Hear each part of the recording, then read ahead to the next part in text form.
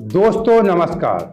अभी गुरुवार के दिन 23 अप्रैल को देश के 2 राज्यों में चुनाव होते हैं और पूरे देश में एक चर्चा का विषय बन जाता है कि इतनी ज्यादा बम्पर वोटिंग क्यों हुई। आप बता दें, 75 सालों में आजादी के बाद से अब तक इन 2 राज्यों में इतनी ज्यादा वोटिंग कभी नहीं हुई थी। आप ये कह सकते देश में कहीं नहीं हुई होगी। आप बता दें कि जब 23 अप्रैल को पश्चिम बंगाल में वोटिंग हुई तो जब पूरी रात में चुनाव आयोग ने आंकड़े जारी किया 9 बजे के बाद, तो 93% वोटिंग हो गई थी वहाँ पे। और तमिलनाडु में 85% से ऊपर वोटिंग हो चुकी थी। अब आप समझ सकते हैं कि इतनी बम्पर वोटिंग का रीजन क्या हो सकता है। इसके पहले भी एक बार वोटिंग थोड़ी ज़्यादा हुई थी, वो मामला 2011 का था। आप बता दें कि बंगाल में 294 विधानसभा सीटें हैं। पहले चरण 23 अप्रैल को यहाँ पर 152 सीटों पर मतदान हुआ, जबकि तमिलनाडु में केवल एक ही चरण में चुनाव हुआ 23 अप्रैल को। वहाँ पे 234 सीटें हैं, वहाँ पे पूरी सीटों पर मतदान हुआ। और बंगाल की जो शेष सीटें बची हैं, इनका दूसरे चरण में 29 अप्रैल को मतदान फिर होगा। जब इतनी ज़्यादा बम्पर वोटिंग बंगाल में हुई तो पूरे देश की निगाहें लग गई, क्या इस बार ममता दीदी की सरकार जा सकती है। ममता दीदी की तरफ से बयान आया कि ये पूरा मतदान जितना बम्पर हुआ है ये SIR के विरोध में हुआ। इसको लेकर के तमाम पत्रकारों ने भी अपनी राय दिया कि SIR के विरोध में ऐसा हो सकता है। जबकि भारतीय जनता पार्टी की तरफ से अमित शाह जी ने कहा कि इस बार ममता दीदी की विदाई सुनिश्चित है, ममता दीदी सरकार जा रही है, इसीलिए लोगों ने बढ़ चढ़कर मतदान किया है। पश्चिम बंगाल में आजादी के बाद से अब तक 17 बार विधानसभा चुनाव हो चुके हैं। 1951 से लेकर के 2026 जो इस समय चुनाव हुए, बीच में एक बार और बम्पर वोटिंग वहां पे हुई थी। आपको बता दें 2011 में लगभग 86% वहां पे वोटिंग हुई थी।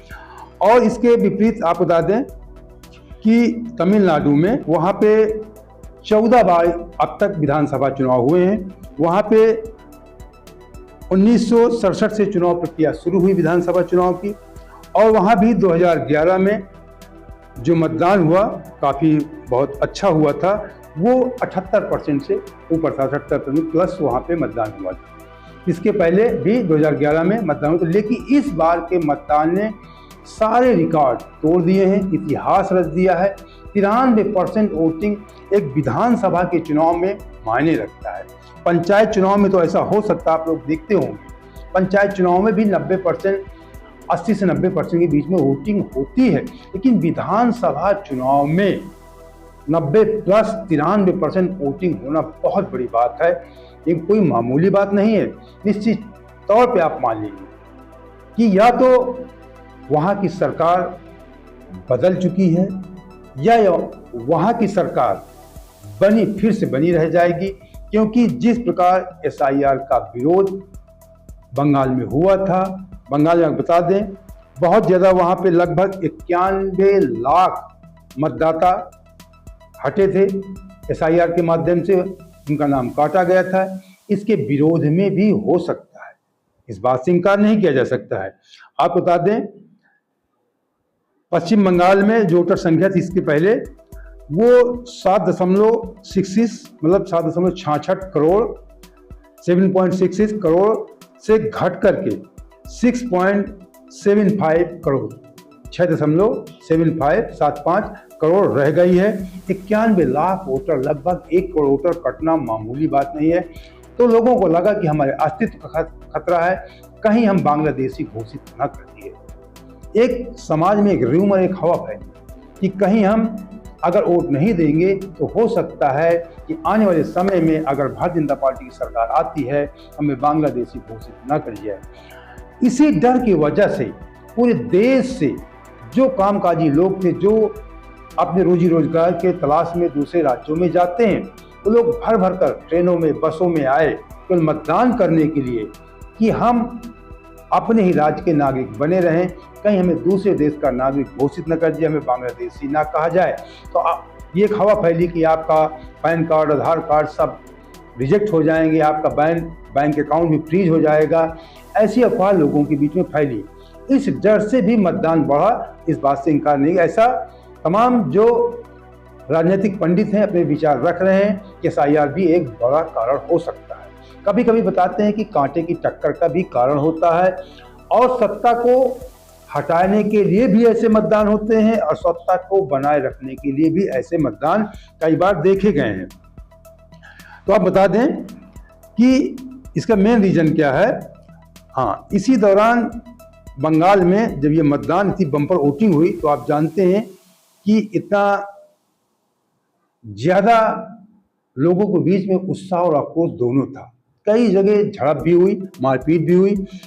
बंगाल के हो सकता है आपने वीडियो में बताने जा रहा, देखा भी हो, बंगाल के दक्षिण मिदनापुर में कुमारगंज सीट से भाजपा के जो कैंडिडेट शुभेंदु सरकार थे, इनको दौड़ा दौड़ा कर लोगों ने पीटा। आपने भी देखा, हमने भी देखा इस वीडियो को। दौड़ा लोगों ने पीटा था, भीड़ ने। एक गार्ड था, इनको बचाने का प्रयास कर, फिर भी जनता इनको घसीट घसीट कर मार रही थी, लेकिन किसी तरह गार्ड इनकी जान बचाकर लेकर वहां से निकला। लेकिन काफी मार खा चुके थे शुभेंदु सरकार। और पश्चिम वर्धमान जिले के बर्नपुर में आसनसोल साउथ सीट से भाजपा उम्मीदवार अग्निमित्रा पाल की कार पर भी हमला हुआ, जिसे गाड़ी के पीछे का सीटा टूट गया। अग्निमित्रा ने बताया कि उनकी कार की ओर बहुत ज्यादा पत्थर फेंके गए।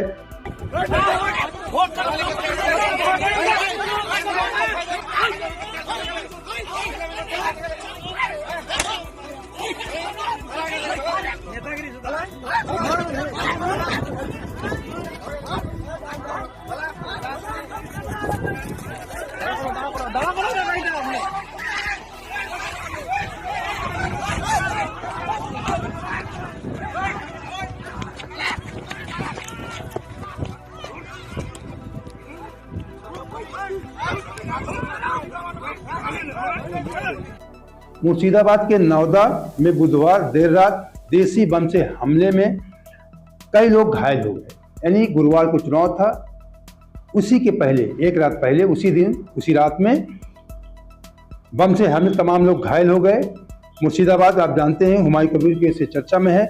आम जनता उन्नयन पार्टी जो AJUP ने हुमायूं कबीर ने बनाया है, इस दौरान उनके समर्थकों और TMC के बीच मारपीट हुई। कि पहले TMC में थे, TMC निकल के इन्होंने अपनी पार्टी बनाया है। पुलिस ने लाठीचार्ज किया, हुमायूं की कार पे पत्थर और लाठियों से हमला किया गया, ऐसा बताया गया। अब आपको बताते हैं कि ये जो मामला है, क्यों इतना ज़्यादा वोटिंग हुई, इसका रीजन थोड़ा आपको जानना चाहिए। अभी हमने बताया कि एक SIR भी इसका बहुत बड़ा कारण है वोट बढ़ने का। दूसरा कारण बता दें, एक लॉजिक और यहाँ पे चल रहा है कि जो कुल वोटर होते उनकी संख्या घटी और लोगों ने मतदान उतना ही किया, तो परसेंटेज बढ़ गया। मेरी बात तो आप समझ रहे होंगे कि 10 लोग थे, उसमें से मान 10 लोग में दौड़ा, 10 लोग में 2 लोगों के नाम कट गए, अब बचे 8 लोग। 8 लोगों में मान लीजिए 7 लोगों ने मतदान किया, तो ये परसेंटेज लगभग 80 से ऊपर पहुंच जाएगा, 85 लगभग। और पहले 10 लोगों में 7 लोग ही मतदान करते थे, 70% होता था। तो अमूमन परसेंटेज बढ़ा, वोटर कटे, मतदान उतना ही हुआ, थोड़ा ज़्यादा हुआ। इसका भी रीजन है, वोटर कटने की वजह से भी मतदान लगता है कि ज़्यादा हुआ है। वोट डालने की संख्या उतनी है, लेकिन वोटर घट गए तो परसेंटेज बढ़ गया। एक लॉजिक ये भी चल रहा है, मान लीजिए, ठीक। लेकिन SIR के बाद ये मानिए कि आप इसका मेन जो प्रमुख कारण है वो SIR ही। SIR के बाद कुछ ज़्यादा लोगों में आक्रोश दिखा SIR को लेकर के।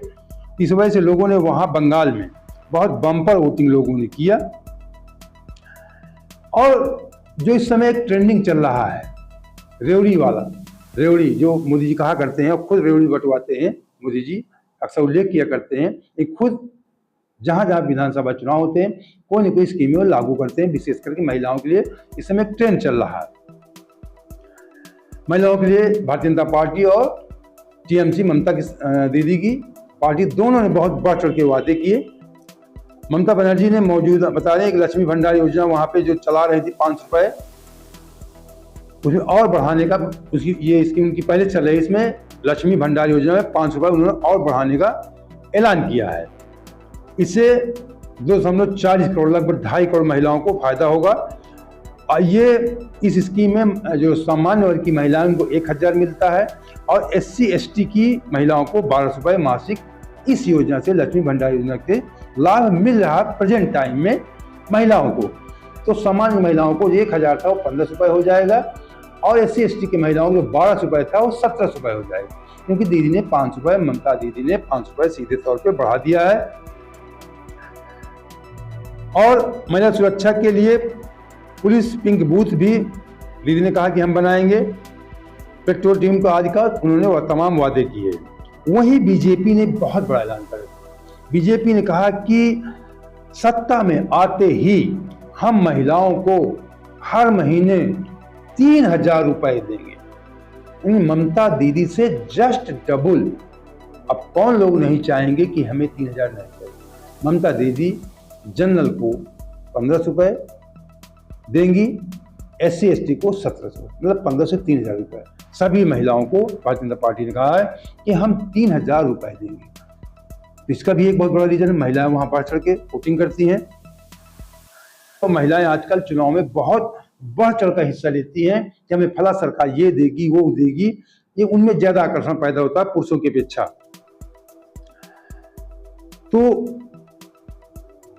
जो पार्टी जितना ज्यादा आकर्षक ढंग से अपने वादों को जनता तक पहुंचा ले जाती है, बड़े वादे करती है। विशेष होता है कि वादे, कभी कभी बड़े वादे करने के बावजूद भी उसका लाभ नहीं मिलता। हमने उदाहरण देखा, आपने भी देखा होगा कि अभी पिछले लोकसभा चुनाव में कांग्रेस की तरफ से बहुत बड़ी स्कीम लागू की गई थी, उसके पहले भी लागू की गई थी कि प्रत्येक खाते में रुपया जाएगा, लेकिन उसका कोई लाभ है विशेष करके कांग्रेस पार्टी को नहीं मिला था।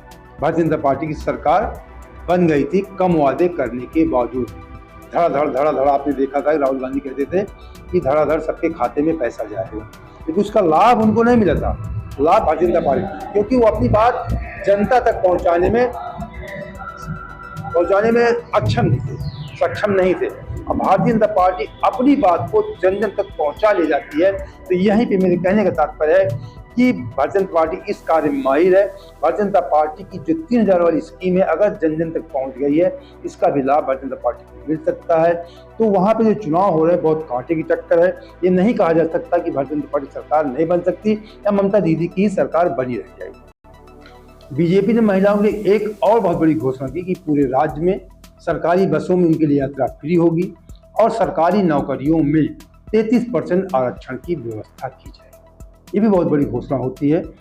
तो दोनों तरफ से बहुत कांटे की टक्कर है, इस बात से इनकार नहीं किया जा सकता है। लेकिन आपको बता दें कि जो हुमायूं कबीर हैं, इसको लेकर के अगर भारतीय जनता पार्टी ने ये सोचा हो कि हुमायूं कबीर की वजह से AIMIM के जो अध्यक्ष हैं ओवैसी की वजह से इनका गठबंधन हो चुका था, इनकी वजह से मुस्लिम वोटर बटेगा, ये भारतीय जनता पार्टी की गलतफहमी भी हो सकती है। क्योंकि इस समय देश का मुस्लिम वोटर भी जाग चुका है। वो लोग समझ चुके हैं कि ये लोग जो हैं केवल भारतीय जनता पार्टी को बी पार्टी के नाम से जाना जाता है और ये लोग केवल वोट काटने के लिए राजनीति कर रहे हैं और भारतीय जनता पार्टी की सरकार बनवा सकती है। इसलिए मुस्लिम वोटर भी जागरूक हो गया है। उसको जहां जाना होगा अपने स्व विवेक से जाएगा, ना कि धर्म के नाम पे इनके बहकावे में जाएगा। तो मुस्लिम वोटर ज्यादा बढ़ेगा नहीं पश्चिम बंगाल में, ये आप बात मान लीजिए। वो उसको जो करना है वही करेगा।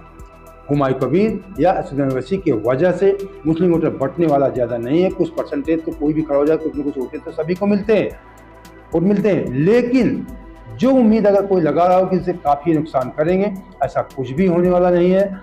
इस बात से भी इनकार नहीं करें कि दीदी की सरकार नहीं बनेगी, क्योंकि जिस प्रकार पूरे देश से आम जनमानस जो बंगाल के लोग थे अपने कामकाज छोड़ करके केवल मतदान के लिए पहुंचे हैं, इसके कई कारण हो सकते हैं। इसका मैंने बताया कि SIR का लोगों को डर दिमाग में बैठ गया है कि कहीं हमें बांग्लादेशी ना घोषित कर दिया जाए, तो इसकी वजह से भी वहां बढ़ चढ़ के मतदान हुआ। दीदी की सरकार रह भी सकती है, काफ़ी उम्मीद है। लेकिन अगर लोगों को लगता है काफ़ी दिन रहने के बाद 3 बार लगातार दीदी को हो गया, तो हो सकता है कि लोग सत्ता परिवर्तन भी चाहते हों कि विकास अच्छा होगा। तमाम पड़ोस के राज्यों में भारतीय जनता पार्टी की सरकार भी है। अब तो बिहार में उनकी सरकार बन गई है, उन्हीं के मुख्यमंत्री हो गए। नीतीश जी को हटा के सम्राट चौधरी जी को मुख्यमंत्री बना दिया गया है बंगाल चुनाव को ठीक पहले। इसका भी कहीं ना कहीं संदेश जाएगा। उत्तर प्रदेश की लगातार 2 बार से सरकार है, तीसरी बार अब फिर चुनाव होने वाले हैं। गुजरात में, मध्य प्रदेश में, छत्तीसगढ़ में, उत्तराखंड में, देश के तमाम राज्यों में और बंगाल से जुड़े हुए कई राज्यों में की सरकारें हैं। इसका भी लाभ भारतीय जनता पार्टी को मिल सकता है। अब जनता का क्या मूड है, बंगाल का चुनाव ये सुनिश्चित कर देगा कि देश की दिशा किस ओर मुड़ने वाली है, देश में आने वाले समय में क्या होने वाला है। क्योंकि 2027 में उत्तर प्रदेश, गुजरात जैसे कई राज्यों में जो प्रमुख बड़े राज्य हैं, यहाँ पे भी चुनाव होने वाले हैं। तो कहीं ना कहीं एक देश की जनता का मूड काफ़ी हद तक समझ में आएगा कि देश की जनता वर्तमान समय में क्या चाहती है। दोस्तों, अगर आपको हमारे वीडियो पसंद आया है तो हमें सब्सक्राइब कर लीजिए और वीडियो को लाइक और शेयर भी कर दीजिए। जय हिंद, जय भारत।